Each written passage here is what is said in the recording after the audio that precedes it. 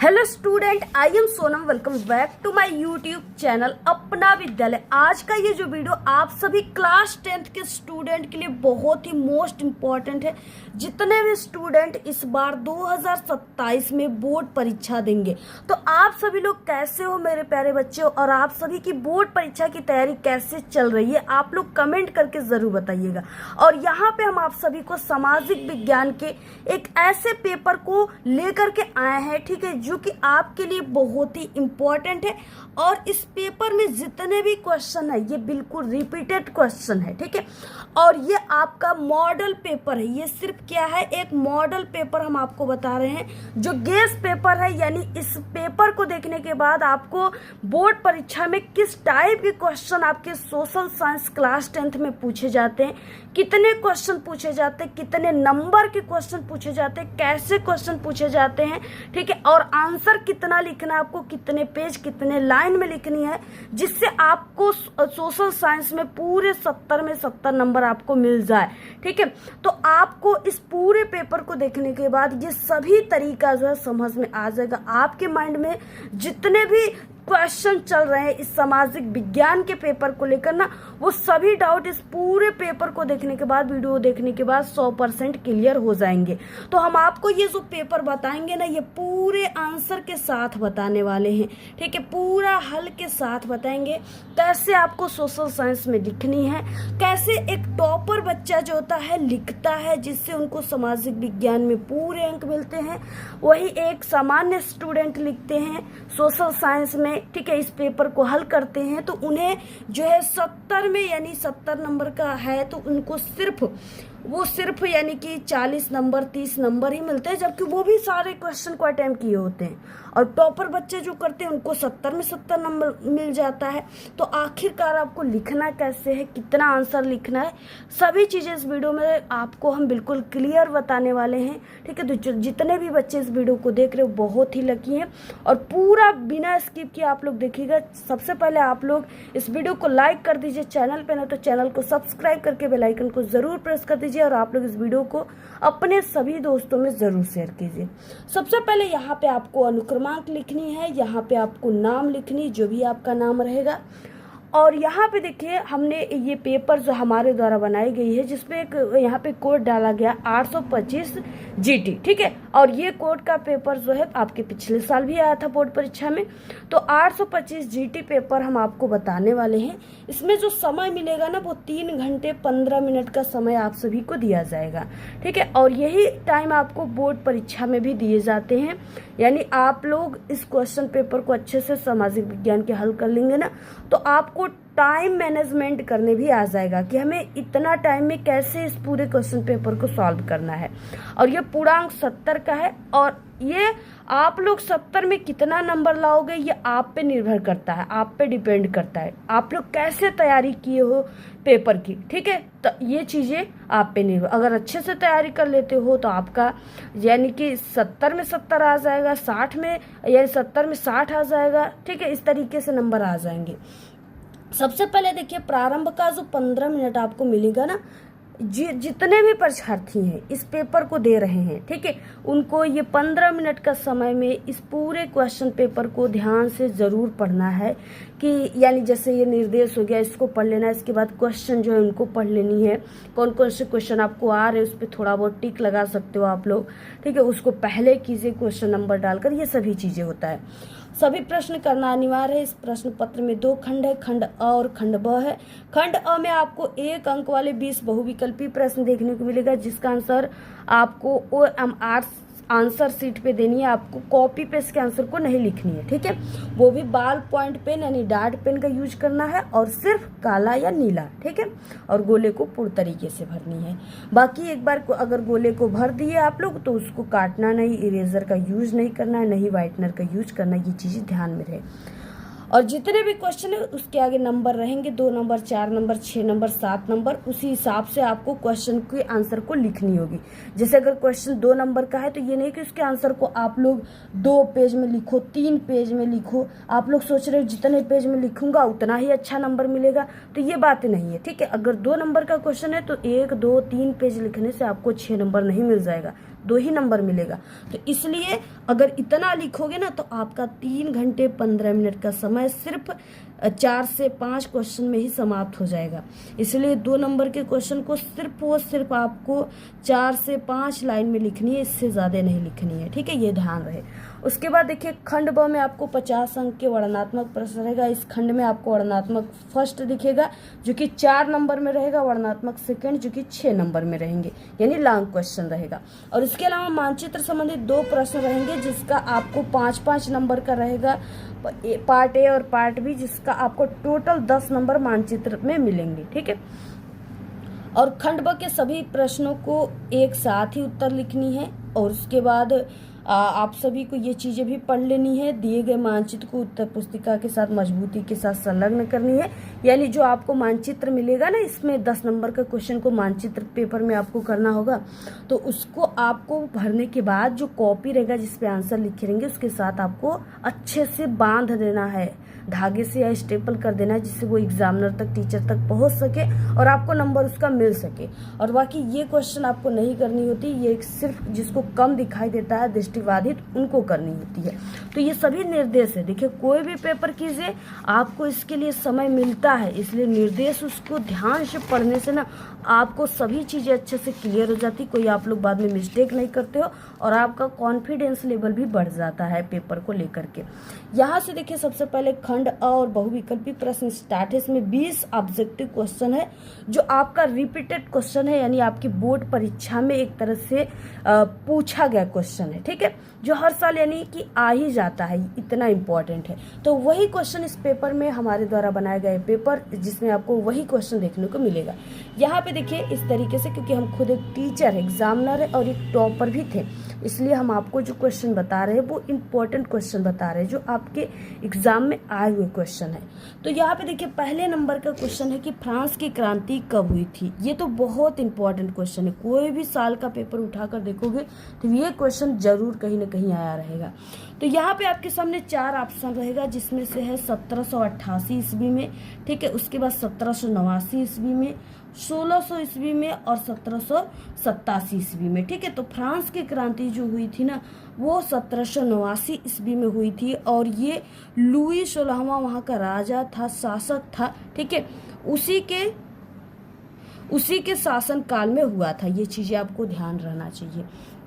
तो यहाँ पे ये क्लियर हो गया। अगला क्वेश्चन देखिए, सेकंड नंबर है, जर्मनी के एकीकरण का जनक कौन था। ये भी इम्पोर्टेंट और फिक्स क्वेश्चन है।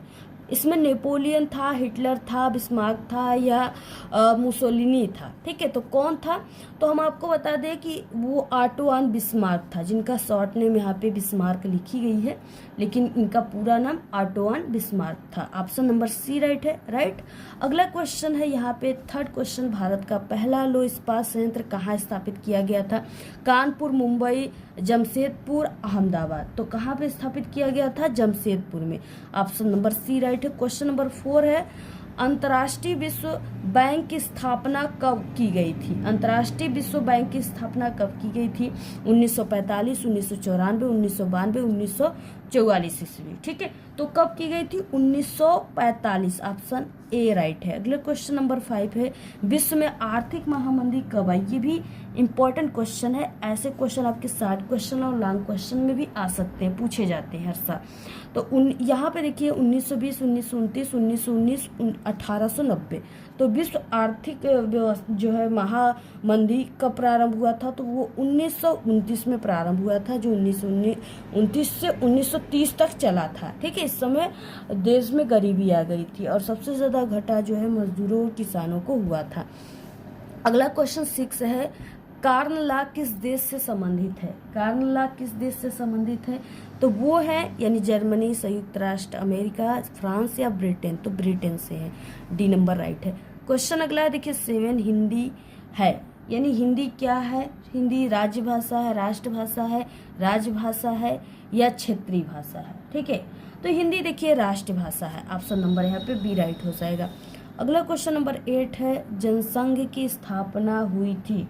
जनसंघ की स्थापना कब हुई थी, 1951, 1972 और यहाँ पे 2014, 1990, ठीक है। तो कब हुई थी? 1951। ऑप्शन नंबर ए राइट हो जाएगा। ये सभी क्वेश्चन ध्यान से बिल्कुल तैयार कीजिए आप लोग। अगला क्वेश्चन नंबर 9 है, देखिए निम्नलिखित में से किसका संबंध जो है लोकतंत्र से नहीं है? किसका संबंध लोकतंत्र से नहीं है? तो वो है बहुसंख्यकों का शासन। ऑप्शन नंबर डी राइट हो जाएगा। क्वेश्चन 10 है कि भारत के संविधान में महिलाओं के लिए आरक्षण की व्यवस्था है। आरक्षण की व्यवस्था कहाँ पे है? तो देखिए स्थानीय संस्थाओं में है। ऑप्शन नंबर डी राइट है। 11 नंबर का क्वेश्चन है, 11 नंबर का, निम्नलिखित में से कौन सा आर्थिक विकास का लक्ष्य है? ऐसा कौन सा चीजें है जो आर्थिक विकास का लक्ष्य है? तो देखिए यानी रोजगार भी है और उपभोग में वृद्धि भी है, स्वतंत्रता है, इनमें से सभी। जब भी आपको ये ऑप्शन दिखे ना तो ऑप्शन नंबर डी को ही चुनना है आपको। तो ऑप्शन डी राइट है।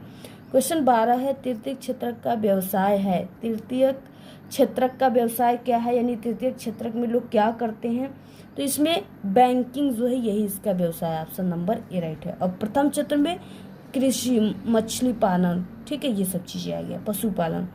अगला क्वेश्चन नंबर 13 है, निम्नलिखित में से कौन सा अनौपचारिक शाख को नियंत्रित करता है? कौन करता है? तो वो करता, यानी इसमें से कोई ऐसा नहीं है जो करता है, ठीक है, कोई भी नहीं करता, यानी इनमें से कोई नहीं है। ऑप्शन डी राइट है। क्वेश्चन 14 है, निम्नलिखित में से कौन सा अंतर्राष्ट्रीय व्यापार का अवरोधक है, यानी रुकावट डालता है? तो वो है आयात कर। कौन है? आयात कर। ऑप्शन नंबर ए राइट हो जाएगा। अगला देखिए क्वेश्चन नंबर 15 है, उपभोक्ता के शोषण का एक रूप है। उपभोक्ता का शोषण का एक कौन सा रूप हो जाएगा? तो यानी मिलावटी वस्तु और अनुचित कीमत लेना, कम वजन तौलना, या इनमें से सभी, ठीक है, तो इनमें से सभी हो जाएगा। ऑप्शन नंबर यहाँ पे डी राइट हो जाएगा। और अगला क्वेश्चन देखिए यहाँ पे हो जाएगा 16 नंबर का, कि संपूर्ण उत्तरी मैदान बना है। किससे बना है संपूर्ण उत्तरी मैदान? जलोढ़ मिट्टी से, काली मिट्टी, लेटेराइट या मरुस्थलीय मृदा से? तो ऑप्शन नंबर ए जलोढ़ मृदा से। ऑप्शन नंबर ए राइट है। क्वेश्चन नंबर 17 देखिए दिया है, निम्नलिखित में से कौन वन संसाधनों के सिकुड़ने का कारण नहीं है? ऐसा कौन सा है? तो वो है आरक्षित वनों का विस्तार। ऑप्शन नंबर यहाँ पे डी राइट हो जाएगा। अगला क्वेश्चन यहाँ पे है, देखिए इससे पहले हमने जो है क्लास 10th के ऑल सब्जेक्ट का पेपर बना चुके हैं, हमारे चैनल पे वीडियो आ गई है। जितने भी बच्चे नहीं देखे हैं वो अभी तुरंत जाकर के पहले उस वीडियो को ज़रूर देख लीजिए। निम्नलिखित में से कौन भारत में रोपण फसल का उदाहरण नहीं है? अब देखिए नहीं है पूछा है, नहीं पूछा है, ठीक है, तो इसमें से जो है गन्ना का रोपण किया जाता है, और उसके बाद जो है केले का रोपण किया जाता है, कॉफ़ी का किया जाता है, ये धान का नहीं, ठीक है, तो ऑप्शन नंबर यहाँ पे सी राइट हो जाएगा, धान। अगला देखिए क्वेश्चन है यहाँ पे 19 नंबर, निम्नलिखित में से कौन खनिज उद्योग है? खनिज उद्योग इनमें से कौन है? तो देखिए इसमें से चीनी जो है यही खनिज उद्योग है। ऑप्शन नंबर ए राइट है। क्वेश्चन 20 है, स्वर्णिम चतुर्भुज योजना संबंधित है, ठीक है, तो ये किससे संबंधित है? तो ये जो है वो राजमार्ग विकास में, किसमें? महाराजमार्ग विकास से। ऑप्शन नंबर यहाँ पे बी राइट है। तो इस तरीके से 20 क्वेश्चन है ऑब्जेक्टिव, आपको इसको तैयार कर लेना है। ऐसे ही क्वेश्चन ना आपके एग्जाम में पूछे जाते हैं। अगला देखिए यहाँ से खंड ब वर्णनात्मक फर्स्ट स्टार्ट होता है। फर्स्ट में यानी 80 शब्दों में आपके इसके आंसर को लिखनी होती है, यानी 1 से 1.5 पेज में। और ये क्वेश्चन आपके पेपर में 4 नंबर का आता है, और यहाँ पे टोटल 8 क्वेश्चन रहेगा, जिसमें से सिर्फ आपको 4 क्वेश्चन ही करनी है। तो यहाँ पे देखिए है कि निम्नलिखित प्रश्नों में से प्रत्येक की उत्तर 80 शब्दों में देनी है। पहला क्वेश्चन है कि भारत की आर्थिक तथा राजनीतिक स्थिति पर प्रथम विश्व युद्ध के प्रभावों का उल्लेख करें। ये 4 नंबर के क्वेश्चन है, तो इसके प्रभावों को आपको उल्लेख करनी है, ठीक है। अब देखिए इसके आंसर को आपको ये नहीं कि आपको यानी कि सही और सटीक लिखनी है, आपको इसके आंसर को बनाकर भी आप लोग लिख सकते हो। आपको बना कर लिखने पर भी नंबर मिलते हैं, और क्वेश्चन को छोड़ना नहीं है। किसी भी तरीके से बना कर भी थोड़ा बहुत भी इसके बारे में अगर जानते हो तो आप लोग लिख लेंगे, ठीक है। जिससे यहाँ पे कि भारत की आर्थिक तथा राजनीतिक स्थिति पर प्रथम विश्व युद्ध के प्रभावों का आपको उल्लेख करना है। तो आपको पहले के प्रथम विश्व युद्ध के प्रभाव ऐसे हेडिंग डाल देनी है, ठीक है। प्रथम विश्व युद्ध के प्रभाव कौन कौन से थे, और उसके बाद आपको लिखना है कि जैसे हम एक तरह से आपको समझा दे रहे हैं, आप लोग उसको लिख लीजिएगा। प्रथम विश्व युद्ध ने भारत में एक नई राजनीतिक और आर्थिक स्थिति पैदा की, ठीक है, ऐसे लिखनी है। उसके बाद यानी कि रक्षा व्यय में भारी वृद्धि हुई, जिससे युद्ध ऋण और करों में वृद्धि के द्वारा जो हुआ कि वित्त पोषित किया गया। युद्ध के दौरान जो हुआ कीमतों में दुगुने वृद्धि हुई, जिससे आम लोगों की कठिनाइयों और भी ज़्यादा बढ़ गई, ठीक है। यानी जैसे क्या है कि जब भी युद्ध होता है ना दो देशों के बीच या कहीं भी, तो वहाँ पे काफ़ी ज़्यादा जो है जान मान की हानि होती है, ठीक है। यानी कि लोगों को भी हानि होती है, जनता को भी। और युद्ध में जैसे दो देशों का युद्ध हो रहा है, तो उसमें क्या हो रहा है, काफ़ी ज़्यादा परमाणु बम का यूज हो रहा है, ठीक है, तोहफे, बंदूकें, अनेक प्रकार की चीज़ों का यूज हो रहा है। और कोई अगर ऐसा बम गिरा दे रहा है जहाँ के हॉस्पिटल सफाचट हो जा रहे हैं, ठीक है, और कॉलेज वगैरह भी ख़त्म हो जा रहे हैं, तो इससे क्या हो रहा है, बहुत ज़्यादा हानि हो रहा है कि नहीं।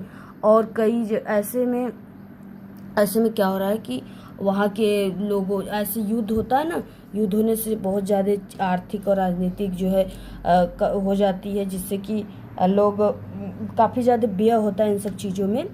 तो कर में वृद्धि कर दिया जाता है, और जो भी वहाँ की चीज़ें रहती हैं वहाँ के चीज़ों में दोगुनी वृद्धि कर दिया जाता है, ठीक है। तो ये सब चीज़ें होती हैं, जिससे कि जो अमीर लोग हैं, अच्छे लोग हैं, पैसे रखे हुए हैं, वो तो खरीद कर कोई चीज़ें खा लेंगे, वो अच्छी जीवन जी लेंगे युद्ध होने के बावजूद।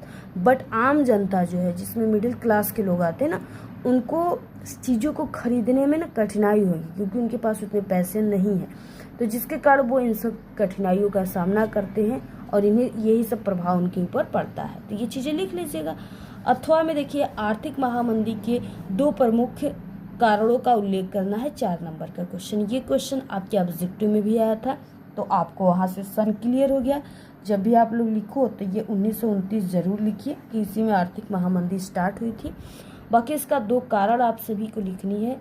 जैसे आपको लिख देना है पहला, जैसे कि 2 कारण लिखनी है, तो पहली कारण हो जाएगा कृषि उत्पादकों की कीमतों में अत्यधिक गिरावट और औद्योगिक देशों के द्वारा ऋण वापस खींचना, जिससे वैश्विक स्तर पर वित्तीय संकट उत्पन्न हो गई। यानी जो आर्थिक महामंदी हुई थी ना, इसमें क्या हुआ था कि किसान जो है अत्यधिक पैदावार करने लगे, यानी उनका उत्पाद में वृद्धि हो गया, जिससे और बाकी उनको खरीदने वाले उनका जो भी फसलें हो गए, जैसे अनाज हो गया, गेहूँ चावल, वो काफ़ी ज़्यादा मात्रा में है और उससे खरीदने वाले बहुत कम है, तो ऑटोमेटिक उनका जो रेट है ना वो घट जाता है। तो जिसके कारण वही कारण हो गया, वही महामंदी में हुआ था, ठीक है। किसानों जो कृषक थे उनको काफ़ी ज़्यादा रेट गिरावट का सामना करना पड़ा। अगला क्वेश्चन नंबर देखिए, सेकंड है कि भारतीय राजनीतिक व्यवस्था में क्षेत्रीय दलों के बढ़ते महत्व के 2 प्रमुख कारणों का आपको उल्लेख करना है, 4 नंबर का क्वेश्चन है, तो आप लोग इसको भी कर लीजिएगा, ये भी इम्पोर्टेंट है। अथवा में देखिए है कि लोकतंत्र की 4 प्रमुख विशेषताओं का उल्लेख कीजिए। आपको इसमें से ये वाला कीजिए या तो अथवा वाला, इसमें से दूसरे नंबर का कीजिए या तो अथवा में ये क्वेश्चन जो है इसको कीजिए। दोनों में से किसी एक का आंसर आपको लिखनी है, ठीक है। तो इसका भी लिख सकते हो, ये वाली का भी लिख सकते हैं आप लोग। तो जैसे यहाँ पे जो है इसका भी आप लोग लिख सकते हैं कि लोकतंत्र की 4 प्रमुख विशेषताएं: जनता के द्वारा शासकों का चुनाव करना, ठीक है, और कानून का शासन करना, नागरिकों के मौलिक अधिकारों की सुरक्षा करना, स्वतंत्र और निष्पक्ष चुनाव करना। तो ये चीज़ें हैं। अगला क्वेश्चन नंबर 3 है, परिवहन क्षेत्र का विकास देश के विकास में कैसे सहायक हो सकता है, इसके किन्हीं 2 लाभ आप सभी को बताना है, 4 नंबर का क्वेश्चन है। परिवहन यानी अगर आप लोग किसी भी साधन से एक स्थान से दूसरे स्थान पे जल्दी से पहुंच रहे हैं, तो वो एक परिवहन है। जैसे आप लोग घर से निकल रहे हो, ठीक है, आप लोग स्कूल जा रहे हैं तो आप लोग साइकिल से जाते, वो आपके लिए परिवहन है। आप लोग यानी कि नानी के घर जा रहे हैं, मौसी के घर जा रहे हैं, बुआ के घर जा रहे हैं, तो बस से, ट्रेन से, हवाई जहाज़ से, ठीक है, बाइक से, मोटरसाइकिल से और ट्रैक्टर से जा रहे हैं, तो वो भी एक परिवहन है, ठीक है। तो वही परिवहन के बारे में यहाँ पे बताया गया है। तो परिवहन के बारे में कौन नहीं लिखेगा, ठीक है, सब लोग लिख लेंगे। आई होप बहुत ही ईजी है। जो चीज़ें हैं जैसे जैसे आप लोग यात्रा करते हो, जैसे जैसे आपका परिवहन आपके लिए सुविधा देता है, वही सब चीज़ें लिखनी है। बस से आप लोग कितने जल्दी बुआ के घर पहुंच जाते हो, ठीक है, तो ये सब चीज़ें लिख लेनी है आपको कि परिवहन कच्चा माल उद्योगों तक पहुंचाता है और परिवहन के माध्यम से ही लोग ट्रकों में, ट्रैक्टरों में, ठीक है, कोई भी सामान को, कच्चा माल जैसे हो गया आम हो गया, ठीक है, फल हो गया, सेब वगैरह, सेब, तो उसको एक स्थान से दूसरे स्थान पे बहुत जल्दी लोग पहुंचाते हैं परिवहन के हेल्प से, और इसको और बाज़ारों तक पहुंचाते हैं। और ये दूर दराज के क्षेत्रों में मुख्य धारा की व्यवस्था से जोड़ता है, ठीक है, जिससे जो है रोजगार और विकास में अवसर बढ़ते हैं। सब चीज़ें लिख लेनी है आपको। अथवा में देखिए अयस्क क्या होते हैं। भारत में लौह अयस्क की दो प्रमुख पेटियां कौन सी है, तो ये चीज़ें आपको लिख देनी है। देखिए भारत की दो प्रमुख और लौह अयस्क पेटियां, पहला उड़ीसा झारखंड पेटी और दूसरा दुर्ग बस्तर चंद्रपुरी पेटी, ठीक है, ये चीज़ें आपको ध्यान रखनी है।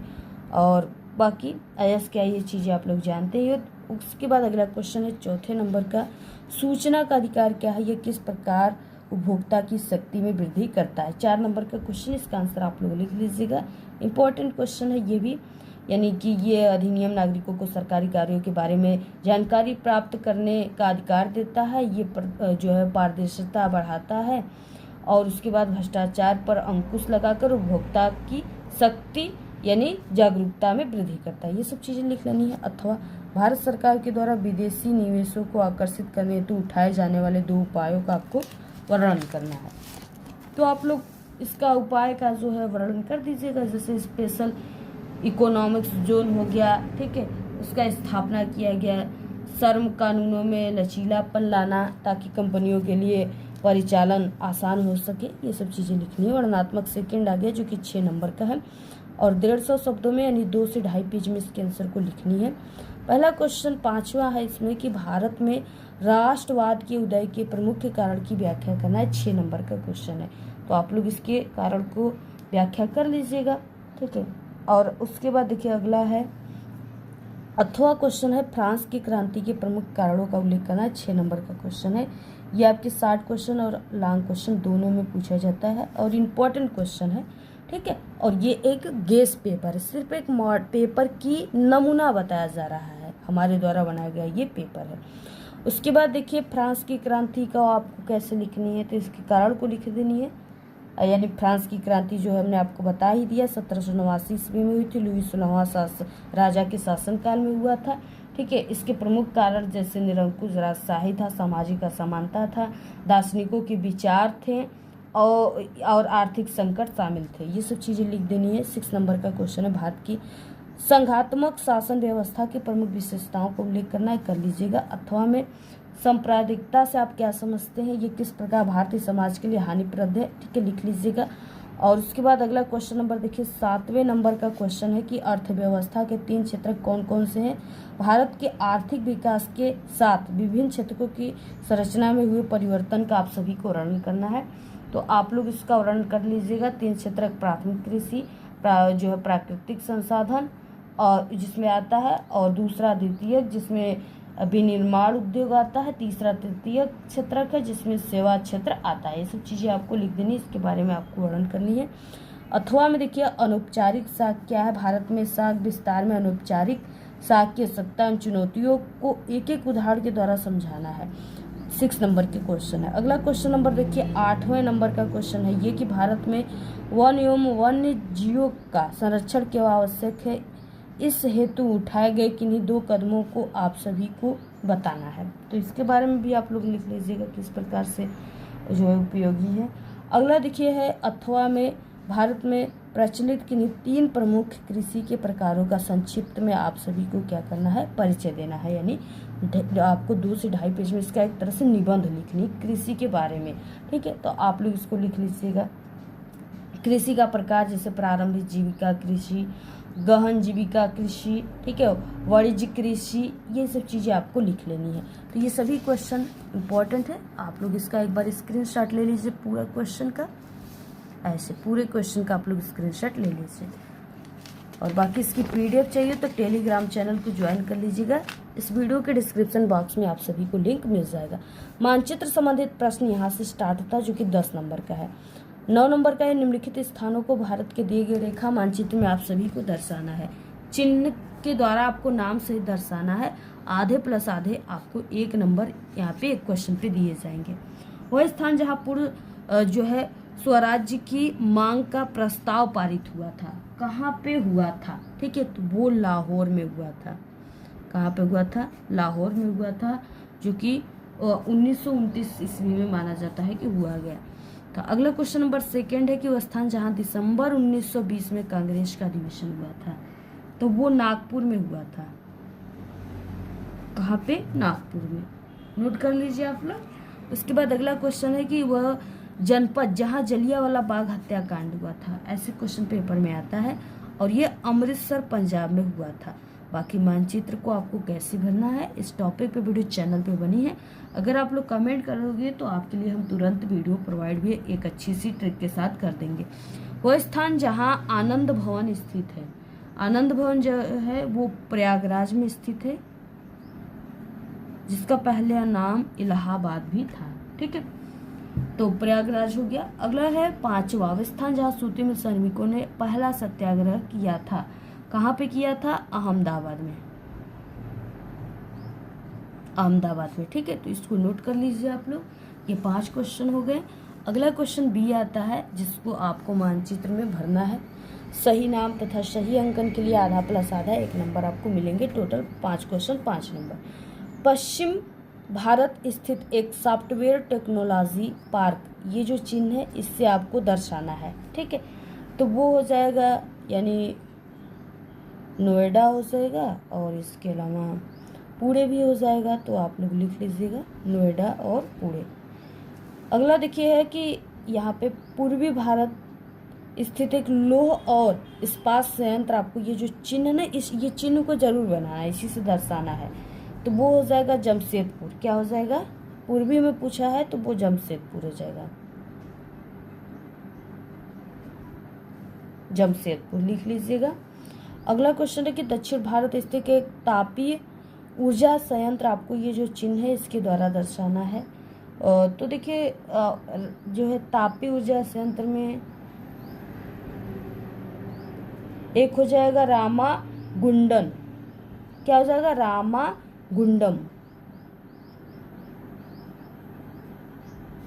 और दूसरा या और भी लिखना चाहते हो आप लोग तो तूतीकोरिन हो जाएगा। अगला देखिए यहाँ पे है अगला क्वेश्चन नंबर, छत्तीसगढ़ राज्य की राजधानी।